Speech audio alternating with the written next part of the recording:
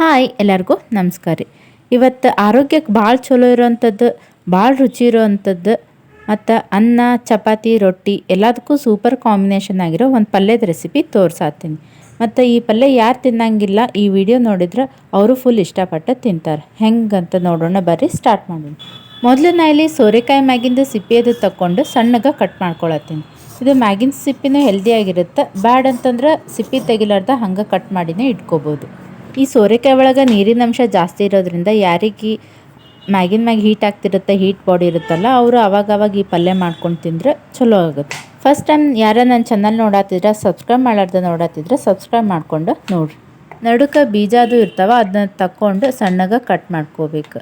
ಇದಕ್ಕೆ ಎಳಿದು ತೊಗೊಂಡ್ರೆ ಟೇಸ್ಟ್ ಇನ್ನೂ ಚಲೋ ಇರುತ್ತೆ. ಸೋರೆಕಾಯಿ ಬಲ್ತಿದ್ಕಿನ್ನ ಎಳಿದಿದ್ರೆ ಚಲೋ.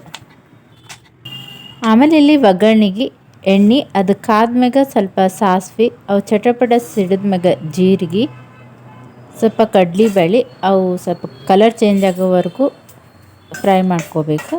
ಆಮೇಲೆ ಸ್ವಲ್ಪ ಕರಿಬೇವು, ಒಂದು ಸಣ್ಣ ಕಟ್ ಮಾಡ್ಕೊಂಡಿರೋ ಉಳ್ಳಾಗಡ್ಡಿ ಸ್ವಲ್ಪ ಮೆತ್ತಗಾಗೋ ತನಕ ಹುರ್ಕೋಬೇಕು.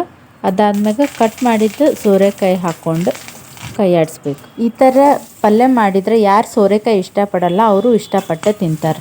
ಇದ್ರಾಗ ವಾಟರ್ ಕಂಟೆಂಟ್ ಜಾಸ್ತಿ ಇರೋದ್ರಿಂದ ಡೈಜೆಷನ್ನಿಗೂ ಭಾಳ ಹೆಲ್ಪ್ ಮಾಡುತ್ತೆ. ಸಮ್ಮರ್ನಾಗ ಭಾಳ ಚಲೋ ಇರುತ್ತೆ, ಬಾಡಿ ಕೂಲಾಗಿರುತ್ತೆ.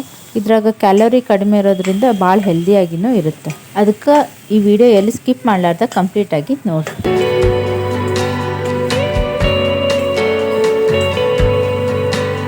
ರುಚಿಗೆ ತಕ್ಕಷ್ಟು ಉಪ್ಪು ಅರಿಶಿನ ಹಾಕಿ ಚೊಲತ್ನಾಗ ಮಿಕ್ಸ್ ಮಾಡಿ ಸ್ವಲ್ಪ ಎಣ್ಣೆ ಒಳಗೆ ಉಂಗ್ವಯಕ್ಕೆ ಮುಚ್ಚಿ ಬಿಡಬೇಕು. ಅಷ್ಟ್ರಾಗ ನಾವಿಲ್ಲಿ ಸೈಡಿಗೆ ಮಿಕ್ಸಿಗೆ ಸ್ವಲ್ಪ ಹಸಿ ಕೊಬ್ಬರಿ ಇಲ್ಲಾಂದರೆ ಒಣ ಕೊಬ್ಬರಿನೂ ಹಾಕೋಬೋದು.